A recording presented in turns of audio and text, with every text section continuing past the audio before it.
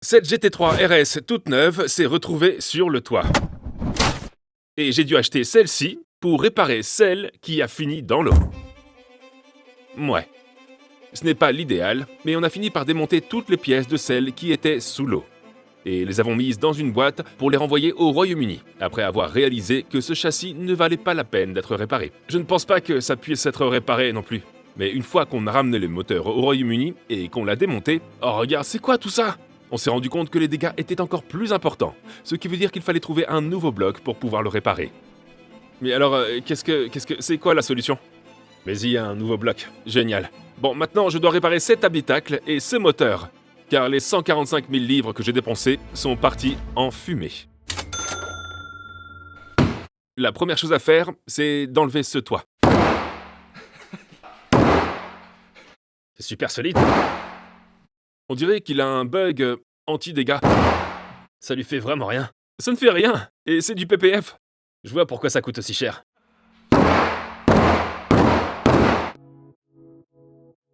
Comme vous pouvez le voir, ce toit est irréparable. Tout comme celui de la voiture en Amérique. Il y a 4 boulons en dessous qui le maintiennent en place, et le reste du toit est scellé comme un pare-brise. J'utilise donc beaucoup de chaleur, puis un marteau et un burin pour ouvrir le toit. Au feu! Oh, bon sang! Ce toit n'a presque pas de structure. Il est tellement fragile. On y est presque. La dernière pièce.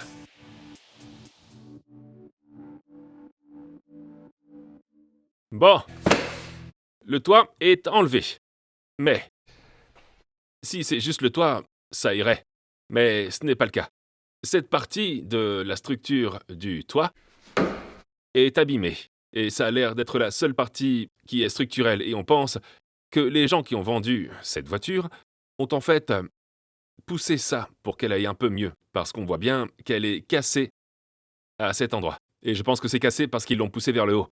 Bon, il va falloir changer tout ça. Mais au Royaume-Uni, contrairement aux États-Unis, on peut acheter des pièces structurelles chez Porsche. Pour 220 livres, vous pouvez avoir ça. Un tout nouveau panneau de toit. Il faut juste qu'on trouve comment l'installer, parce que contrairement aux États-Unis, où ils ne peuvent pas vendre de pièces structurelles, le Royaume-Uni peut vendre des pièces structurelles, mais ils ne peuvent pas vous dire comment les installer, donc on doit se débrouiller tout seul. Le meilleur moyen de savoir comment c'était monté et comment on peut le démonter, c'est de démonter celui-ci et de comprendre comment il était assemblé. Donc, la partie en carbone du toit ne faisait pas vraiment partie de la structure, mais cette partie-là, oui.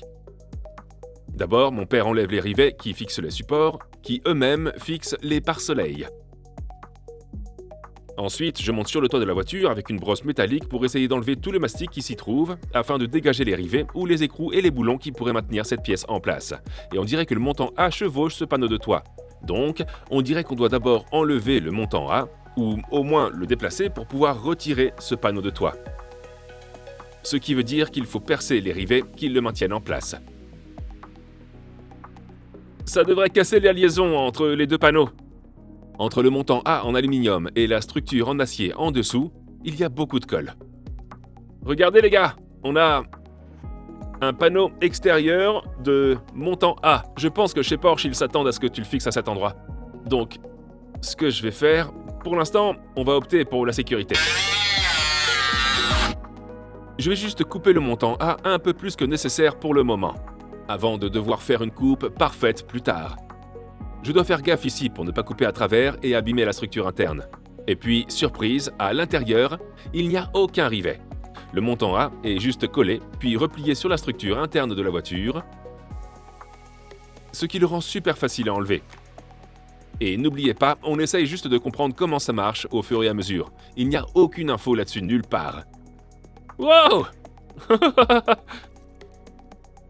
Bien, pour la poubelle. Non mec, la bonne c'est celle-là. Oh, c'est bon, ça va aller. Ok.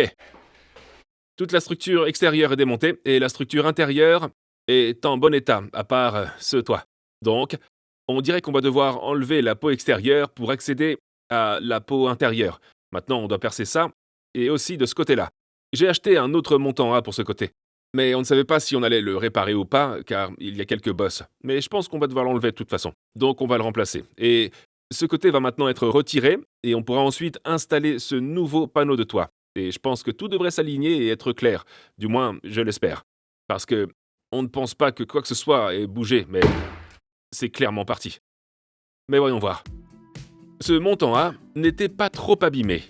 Mais comme on doit le démonter de toute façon pour retirer le panneau de toit, autant le remplacer tant qu'on y est. Ça nous évite de le réparer.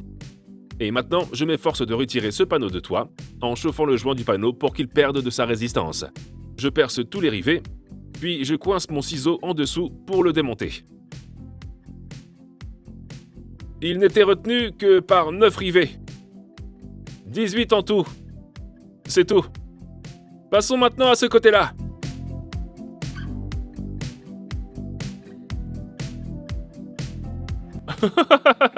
Oh mon Dieu!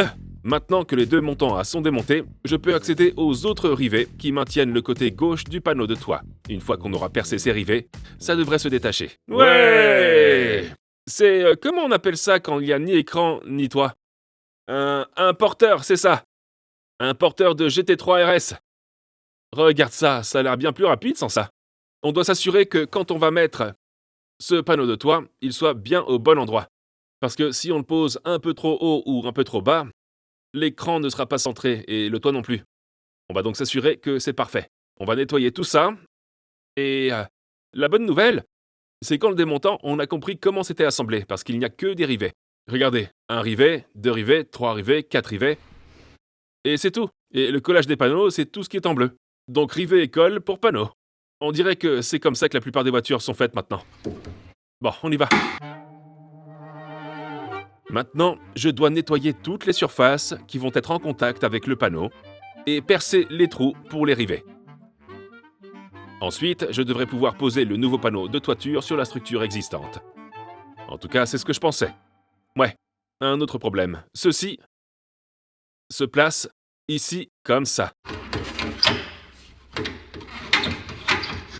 Ça s'adapte parfaitement. C'est bien plat, le pare-brise s'installerait très bien. Je trouve ça plutôt sympa, mais si on regarde en dessous, on voit que ici, ce n'est pas super bien aligné avec ça. Et on pense que ce côté-là n'est pas trop mal. Je pense qu'il suffit de mettre les rivets pour que ça tienne bien en place. Mais ce côté-là ne va pas combler l'écart. Mais comme on pense que cette voiture s'est retrouvée sur le toit et que cette partie s'est déformée, tout a été défoncé. Y compris cette partie de la structure ici qui a aussi été enfoncée. On peut voir un petit pli à cet endroit. Mais heureusement, ce petit bout est une section et on l'a sur une partie de la structure interne qui est là-bas. Regardez ça. Donc c'est une structure interne en acier. On pense que si on enlève ça ici et qu'on le soude là, eh bien ça devrait aller. Le seul problème, c'est qu'il faut le placer exactement au bon endroit. Mais on doit le faire maintenant, sinon le pare-brise pourrait ressembler à ça, une fois installé. On va percer ces points de soudure. Ce n'est pas l'idéal, mais c'est comme ça avec les voitures accidentées. Heureusement, je pense que ça devrait être facile à réparer. Comme la structure interne est en acier, elle est soudée par points. Donc il suffit de percer ces soudures par points, d'enlever le panneau, puis de souder le nouveau panneau. Mais d'abord, je marque l'emplacement, puis je commence à percer.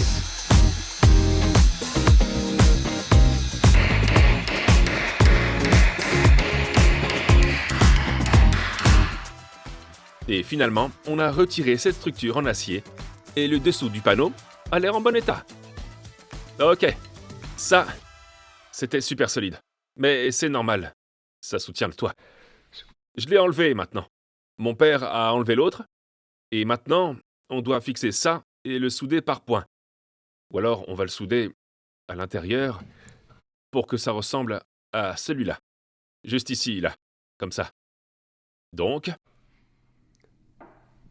on y va. Avant de souder quoi que ce soit, je mets juste un peu d'après well through. Ça va empêcher la rouille de se propager de l'intérieur vers l'extérieur. Je pourrai alors installer mon nouveau panneau. Je dois être sûr à 100% que c'est au bon endroit. Et pour m'en assurer, je vais aussi mettre le panneau du toit en place, juste pour voir comment tout s'aligne. Et tout a l'air parfait. Mon père a déjà percé les trous dans ce panneau, pour pouvoir souder. C'est parti. Tout ce qu'on a à faire, c'est de souder ces trous. C'est plus facile à dire qu'à faire. Allons-y. Ça aiderait si je mettais une prise terre. Bon, je ne suis pas le meilleur soudeur du monde. En fait, j'en suis assez loin. Mais tant que ça fait le taf, pas besoin que ce soit joli. Ah, ma peau! Ah! Ah!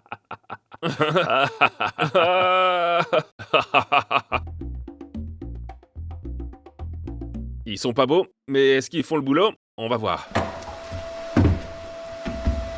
Ouais, c'est solide, c'est cool. Ouais, ça tient bien. Je pense qu'il faut juste un peu de nettoyage. Ouais, je trouve que ça a l'air parfait si tu veux mon avis. Bon, ce n'est pas tout à fait parfait. Mais avec la petite ponceuse à bande, je devrais pouvoir rendre ces soudures assez nettes. Maintenant, c'est au tour du panneau du toit. Avec un peu de chance, il devrait maintenant s'insérer à fleur. Et c'est le cas. Ce qui est une bonne nouvelle. On peut enfin commencer à avancer. On enlève le toit. Le toit était la partie plus chère de tout ça. Tous ces petits panneaux coûtent quelques centaines de livres, ici et là. Le toit coûtait 8900 livres, plus la TVA. Et c'est la partie la plus fragile de tout ça. Mais c'est en fibre de carbone. Quoi? L'ancien n'en avait pas? Non. Pourquoi il y a un trou? C'est quoi ce trou là-dedans? C'est pas là qu'on met l'antenne? Il n'y avait pas d'antenne. Tu vas le rendre alors? Oh là là. C'est comme un toit GT3? Non, parce que il y a les éléments pour l'aéro. Ouais, ça va être de l'aéro ou un truc du genre, non? Mais regarde, où est le trou pour l'antenne? Mais il n'y a jamais eu de trou. Ouais, il n'y en a jamais eu. Bon. Il faut que je le rende. Ouais. Voyons si ça rentre, mais ce trou dans le toit n'a absolument... Il est pas censé être là. Ouais, je sais, c'est comme s'ils essayaient de rendre ça plus sûr, mais c'est un peu aléatoire. C'est sûrement pour l'aérodynamisme, non? Il n'y a pas d'autre explication possible. Bon, malgré le trou dans le toit, on allait de toute façon voir si ça s'alignait. Et c'est tout ce dont on a besoin pour ce toit.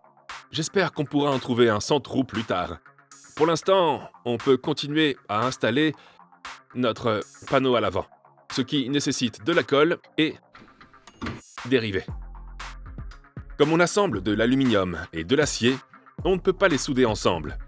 Et c'est pour ça que la plupart des voitures d'aujourd'hui sont assemblées avec de la colle pour panneaux et des rivets. On doit juste s'assurer que tout est nickel et bien rangé avant de les mettre en place. Maintenant, je perce les trous pour les rivets. Et voilà, c'est fait. On nettoie les surfaces, puis on mettra de la colle Mansory. Je ponce un peu plus, juste pour être sûr. De la colle Porsche. Si vous demandez toutes les pièces pour monter les panneaux, quand vous commandez ces pièces structurelles chez Porsche, ils vous les fournissent. Mais la seule chose qu'ils ne vous donneront pas, c'est les instructions pour tout reconstruire. Donc vous devez en quelque sorte trouver la solution vous-même, à moins d'être un carrossier agréé. Je pense que tu vas pouvoir faire un gâteau de mariage maintenant. Une fois le mastic réparti uniformément sur le nouveau panneau, on peut maintenant le mettre en place et glisser les rivets dans les trous qu'on vient de percer. Oh là là! Et voilà pour les rivets. Et il y avait une vis auto-taraudeuse en dessous. Test de résistance. C'est dingue! Ouais! Imagine si je tombais à travers. Le panneau de toit est bien en place et tout s'aligne parfaitement. Maintenant, on doit juste commencer à nettoyer le montant A, car c'est la prochaine étape. La découpe n'est pas encore terminée. Maintenant, on peut mettre le montant A par-dessus et faire une ligne parfaite. Et c'est ce qui va compter. Mais pour l'instant, j'ai fait que 2 essais et je m'améliore un peu. Il faut juste que cette découpe soit parfaite quand on mettra le montant A. On glisse donc le nouveau montant A en place et on le fait glisser par-dessus le panneau existant. Puis je trace une ligne sur le panneau existant à l'endroit où je dois le couper. On n'a jamais fait ça auparavant. On l'a déjà vu faire, mais on n'a jamais été laissé seul pour le faire nous-mêmes. Et maintenant, c'est le moment de couper. Je dois faire une coupe parfaite, car ces 2 panneaux ne vont pas s'aligner sinon. Après avoir coupé avec précaution, j'enlève le surplus du montant A. On peut ensuite remettre le nouveau montant A et voir si j'ai bien bossé. Oh mon Dieu, les gars! C'est bon, les gars? Oh mon Dieu! Vu que t'as pas de lunettes. Tu sais quoi? Ça donne quoi? Tu penses qu'on est au bon endroit? Ouais. Ah bon? Donc, ce qu'on devrait faire aussi, c'est glisser quelque chose à l'intérieur. Donc, on va glisser un petit bout de métal, comme ça. Ce que j'ai déjà vu faire, c'est couper un bout de métal existant, puis le glisser sous le panneau et à l'endroit où vous allez les assembler. Comme ça, vous avez quelque chose à souder et un peu plus de structure en dessous de la jonction. J'ai mis un peu de colle pour panneau sur mon bout de métal extra et je l'ai glissé sous le montant A existant. Et pendant qu'on attend que la colle prenne, on peut commencer à nettoyer le nouveau montant A et toutes les parties qui vont être en contact avec la colle. Comme ça, on sera sûr à 100% que la colle va bien prendre. Et une fois que c'est propre, on peut mettre la colle en 2 parties sur le panneau en s'assurant de bien l'étaler partout. Je vais juste l'étaler bien uniformément sur toute la surface, puis le mettre en place. Il n'y a plus de moyen de revenir en arrière maintenant, ça doit marcher. Et une fois que c'est en place, on peut remettre les rivets tout le long de l'avant et du haut, puis enrouler l'intérieur du panneau autour de la structure interne.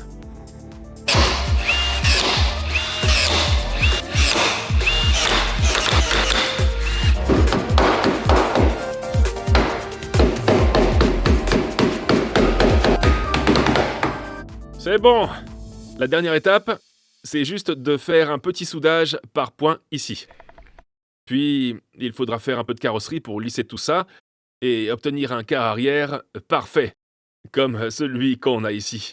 Et on croise les doigts pour que le carrossier puisse réparer ce quart. C'est un quart en aluminium, ça va être compliqué, mais notre réparation est en cours. Et bien sûr, on doit faire exactement la même chose de l'autre côté. Mais maintenant qu'on a compris comment faire, ça va être du gâteau.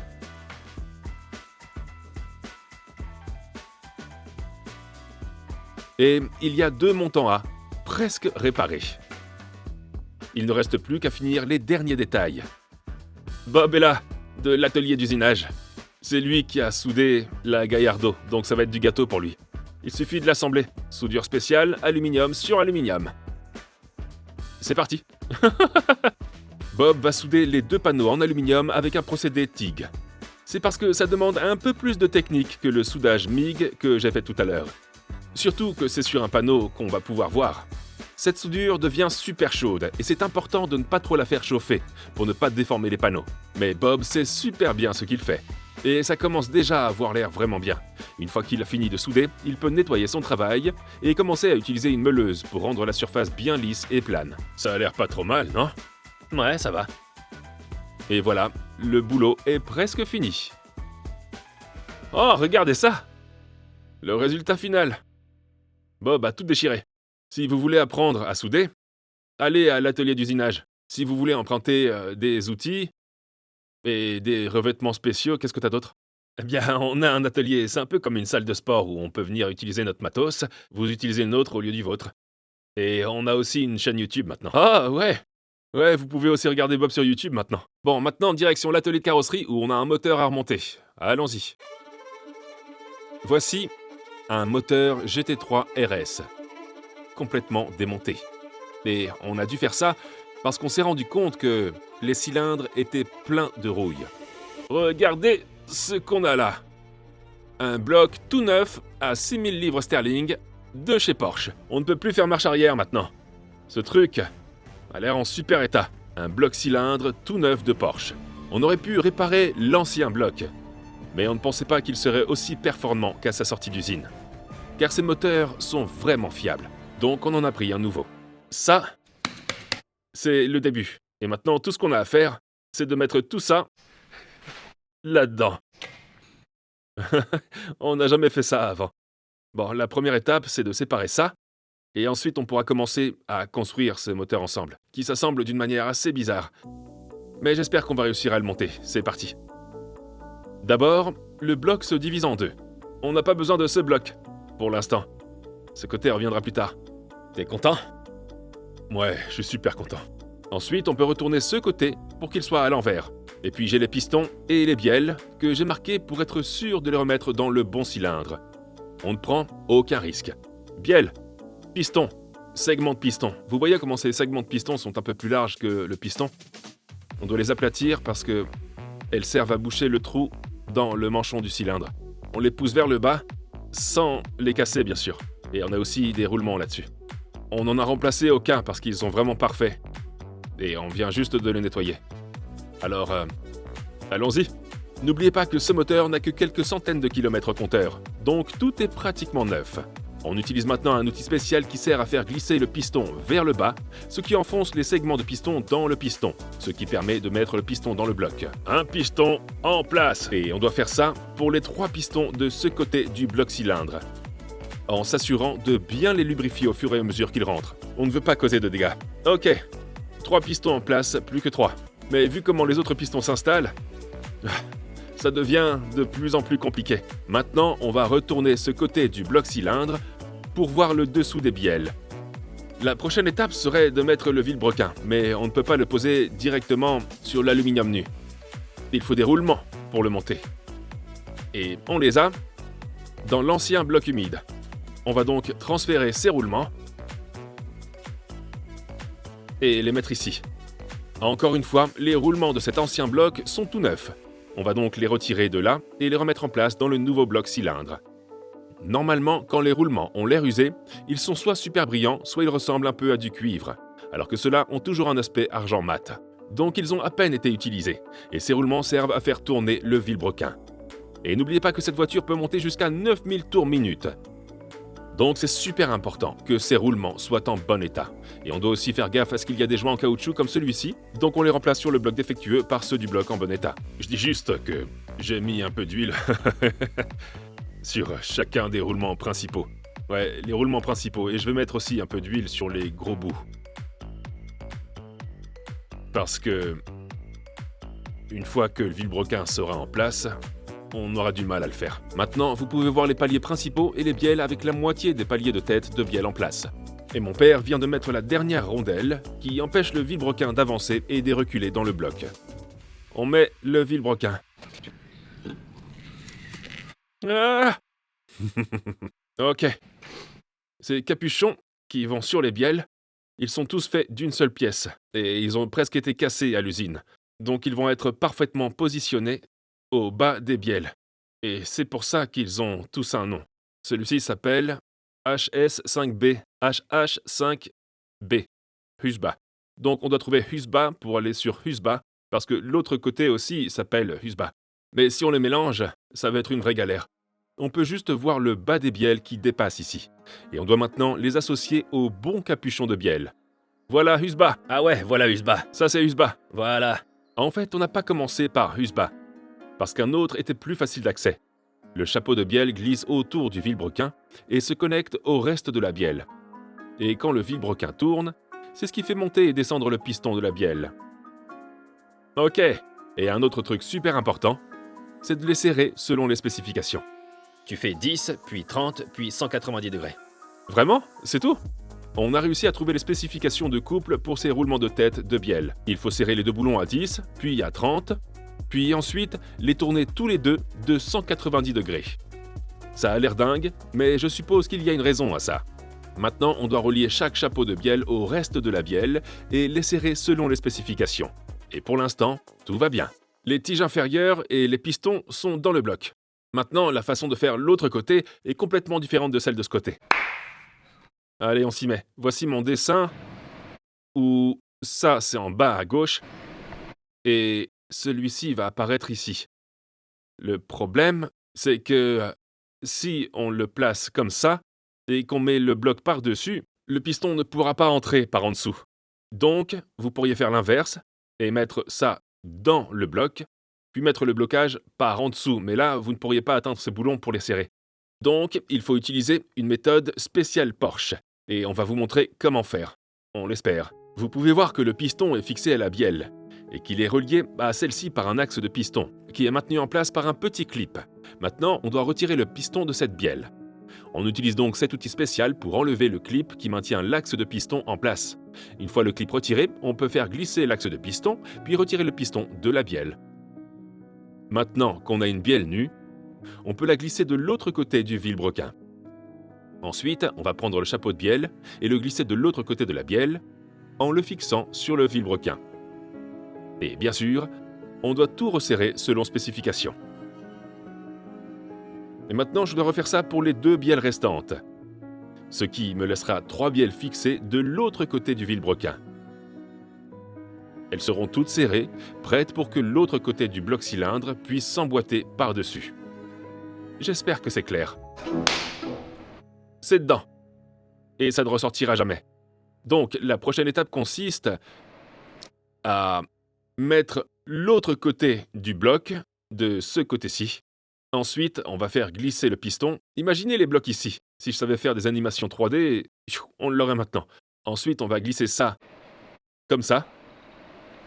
On glisse comme ça, et ensuite on va devoir utiliser un outil pour le glisser complètement dans le moteur afin d'insérer l'axe de piston pour maintenir ce piston en place, comme ça. Et on va devoir faire ça pour ces 3 cylindres. C'est dingue.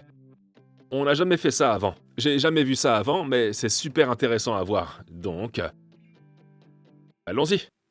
Avant de faire glisser l'autre côté du bloc de ce côté-là, on doit bien sûr mettre l'autre moitié des roulements principaux. Et ceux-ci s'aligneront avec l'autre côté quand on assemblera les blocs. Quand 2 deviennent 1. Juste avant de soulever l'autre moitié du bloc, on applique une fine couche de mastic RTV pour créer une bonne étanchéité entre les deux. On ne veut pas qu'il y ait de fuite d'huile à cet endroit. Et maintenant, je peux attraper l'autre côté du bloc et le glisser sur les bielles qu'on vient de boulonner au vilebrequin. Avant de mettre les pistons, on va d'abord mettre les boulons pour serrer le tout à cause des produits d'étanchéité qui se trouvent là. Donc, on met le premier boulon. Et bien sûr, une fois les boulons en place, il faut les serrer au couple correct.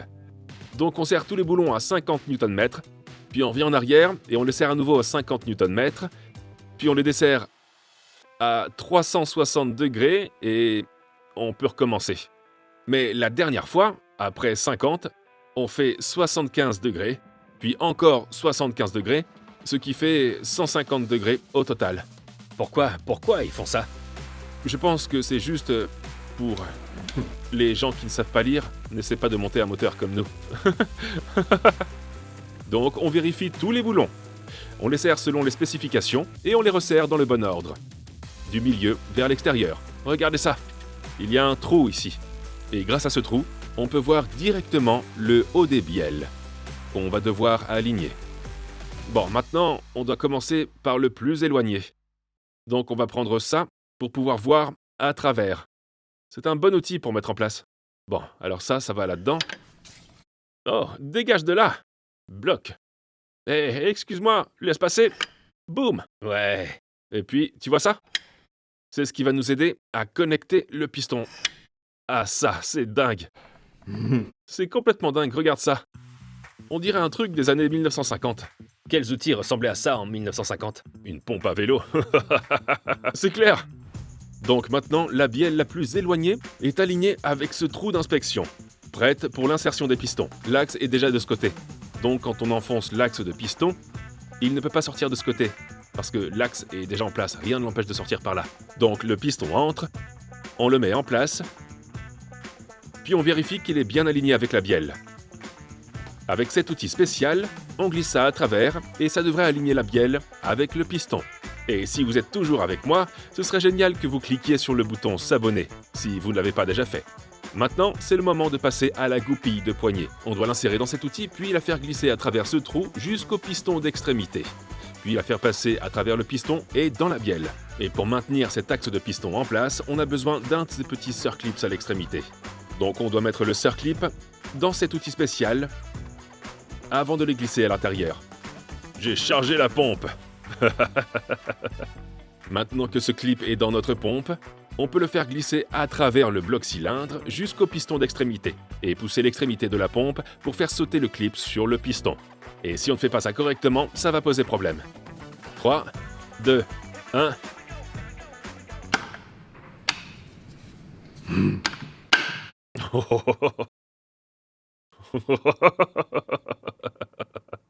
Vas-y. Si ça fait diling, on a raté.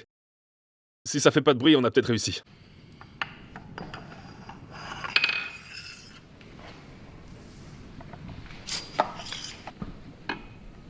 Et on dirait qu'on a réussi. C'est bon. Regardez ça! C'est bon! On dirait que c'est bon! Premier essai. Maintenant, je dois juste recommencer 2 fois pour les 2 autres pistons. Et ça n'a pas été aussi dur que je pensais. Regardez ça. Pas de compression. Super. Ouais, mec! Brop! Ensuite, on a amené la carrosserie au garage pendant qu'on soulevait le bloc moteur avec tous les pistons pour le mettre sur le support. Wow! Bon sang, ouais! Bon! Maintenant, on peut mettre les culasses. Mais on ne peut pas, parce qu'il y a encore un peu de rouille dans les culasses. On va essayer de les nettoyer avant de les mettre en place. Passons aux culasses. Vous venez de me rejoindre aux culasses. Normalement, quand vous remontez un moteur correctement, vous devez retirer les soupapes, nettoyer leur dos, puis les remettre en place. Le problème, c'est que si on enlève les soupapes et qu'on nettoie l'arrière, on a juste peur que si on ajuste la façon dont la soupape se place dans la culasse, ce qui voudrait dire qu'on devrait mettre des cales, eh bien ça devient compliqué. Donc l'idéal serait d'essayer de les nettoyer du mieux qu'on peut. Le but, c'est que la soupape soit bien à plat sur la culasse. Y a-t-il des fuites au niveau de l'entrée ou de la sortie de la culasse? Et on sait qu'il n'y a pas de fuite car on a déjà versé du liquide au fond et que tout allait bien. Mais on va quand même les nettoyer, juste au cas où. Quand une soupape s'ouvre dans le moteur, c'est important qu'elle s'ouvre complètement, mais aussi qu'elle se ferme complètement. Si elle ne se ferme pas, le moteur n'aura pas la bonne compression. Nos culasses ont été complètement immergées, et on craint un peu que l'arrière des soupapes soit un peu rouillé. Mais on sait qu'elles se ferment complètement, car on a mis du liquide à l'arrière des soupapes, et elles n'ont pas fui. Mais on veut être sûr d'enlever le plus de rouille possible avant de remettre les culasses. Elles ont l'air en mauvais état, mais on espère que c'est juste un peu de rouille en surface. On va donc mettre un peu de nettoyant dans les orifices d'admission, y mettre un chiffon et essayer de tout nettoyer. Et ça marche plutôt bien, mais n'oubliez pas qu'on doit s'occuper des 2 culasses. Mon père vient d'enlever les clapets d'admission de l'autre culasse, donc on peut s'attaquer à celle-là. Pendant ce temps, la carrosserie de la GT3 RS est arrivée à l'atelier de carrosserie. Maintenant qu'elle est là, ils peuvent voir le reste des dégâts. J'espère qu'ils pourront réparer les bosses sur les 2 ailes arrière. Ce qui semble compliqué, mais pour en revenir aux culasses, elles ont l'air en bien meilleur état.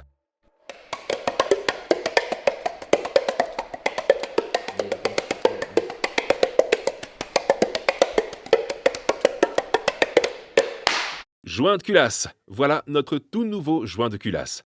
Mais avant de le mettre, on ne sait pas trop à quoi ça sert. Mais c'était là quand on a démonté le moteur. Donc, on va les remettre. Maintenant que ces trucs bizarres en plastique bleu sont en place, on peut glisser le joint de culasse et la culasse d'un côté du moteur, en faisant gaffe à garder la chaîne qui tourne autour du vilebrequin vers le haut et à l'écart, car elle devra ensuite tourner autour de l'arbre à cam. Et n'oubliez pas les guides de chaîne. Ils servent bien sûr à guider la chaîne. Ils font en sorte que la chaîne ne frotte pas contre le bloc cylindre et qu'elle reste bien tendue. Et il y a 2 chaînes de distribution sur la voiture. Une autour du vilebrequin en bas qui monte jusqu'à une culasse, et l'autre autour du vilebrequin en bas qui va vers l'autre culasse. Pendant ce temps, à l'atelier carrosserie, ils ont commencé à bosser pour améliorer la jonction entre le montant A et le quart arrière. Ils ajoutent un peu de mastic, puis collent du ruban adhésif pour tracer une ligne, pour être sûr que la ligne de carrosserie reste parfaite. Et ils font ça des 2 côtés. Maintenant, on doit remplacer les boulons de culasse. Et on utilise ces boulons spéciaux. Ici. 1, 2, 3, 4, 5. Voilà. On revient aux bosses à l'arrière, et les gars vont essayer de réparer tout ça en utilisant le moins de mastic possible. Je suppose que c'est ce qu'on appelle le débosselage. C'est un vrai savoir-faire. Il faut savoir exactement où frapper la tôle pour faire disparaître les bosses. En ponçant la peinture, les gars peuvent voir les bosses et les creux dans la carrosserie. On essaie juste de faire ressortir ces morceaux maintenant, donc un truc comme ça, plus ou moins. Cette GT3 RS subit des travaux importants. de la carrosserie à la construction du moteur. Et si ce genre de travaux vous dissuade d'acheter une voiture, il existe un endroit où vous pouvez consulter l'historique de la voiture avant de l'acheter. Ce n'est autre que Car Vertical.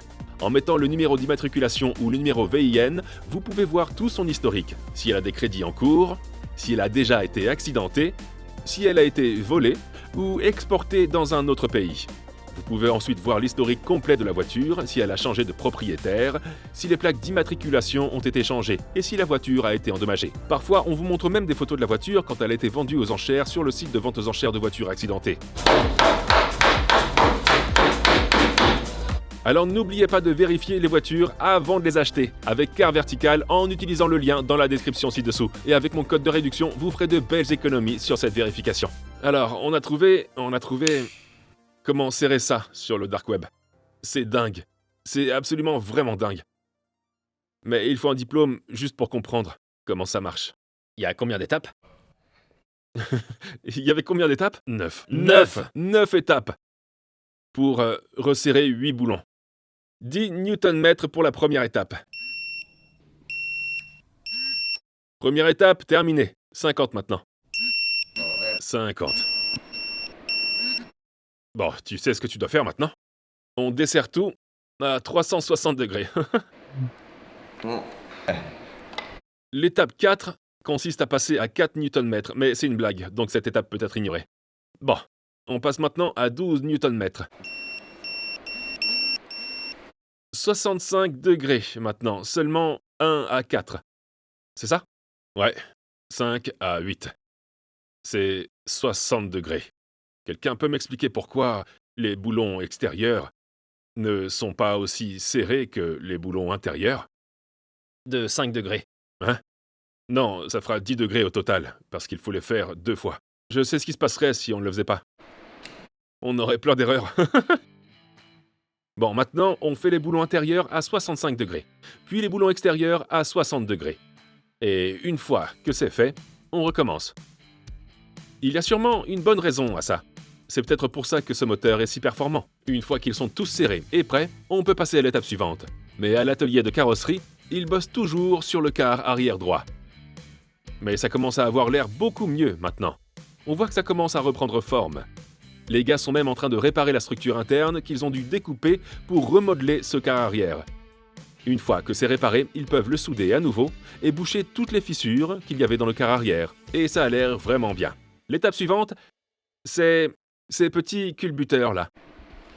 Ils descendent là, mais ils ne poussent pas seulement la soupape vers le bas. Ils ont des soupapes avec des cales entre elles, qui sont mesurées au millimètre près. On les a retirées et on les a marquées. On a l'échappement et l'admission. Ça, c'est l'échappement, ça, c'est l'admission. Et chacun d'entre eux aura une mesure différente au millimètre près. On ne pourra même pas l'avoir à l'œil nu. Entrée 1. Vous pouvez voir comment ces cales se posent sur la soupape. Puis le culbuteur se place parfaitement au-dessus. Maintenant, si on avait retiré les soupapes et nettoyé le dessus des soupapes dans la culasse, ce qu'on appelle le rodage, alors on risquerait que les soupapes soient plus proches de la culasse, ce qui voudrait dire qu'elles dépasseraient plus en haut.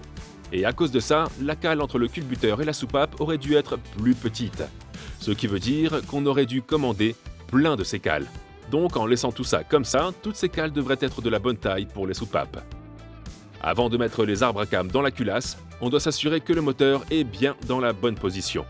On utilise donc cet outil qui se fixe sur le vilebrequin et qui tourne le moteur pour que les bons cylindres soient au point mort. Porsche a laissé une marque sur cette poulie pour qu'on sache où elle se trouve. Puis on peut glisser cette goupille de verrouillage pour maintenir le moteur dans la bonne position. On va essayer une astuce, mais on va quand même essayer. Bon, c'est parti. Donc, on va enfoncer ça à fond et le mettre par-dessus la chaîne. On va essayer de le faire. En fait, on devrait enlever ce petit engrenage à l'extrémité. Maintenant, je vais mettre l'arbre à cam d'admission. Quand il tourne, ça ouvre et ferme les soupapes d'admission. Cette partie de la matrice doit être tournée vers le haut. Et cet outil qui s'insère ici le maintient en place. Donc c'est tout à fait correct.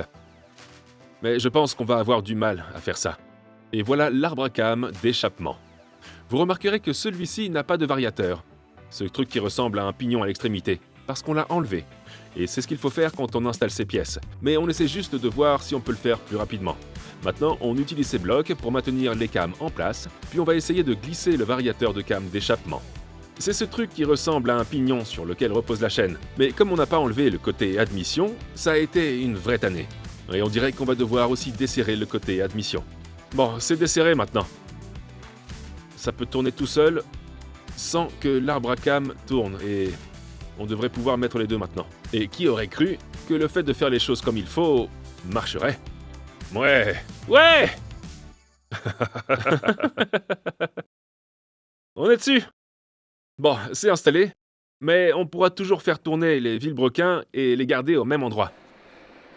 Ah, ok. Bon, maintenant, on sait que la partie inférieure du moteur est bien placée, parce qu'on a mis la goupille. On doit s'assurer que les arbres à cam sont bien positionnés avant de tout serrer.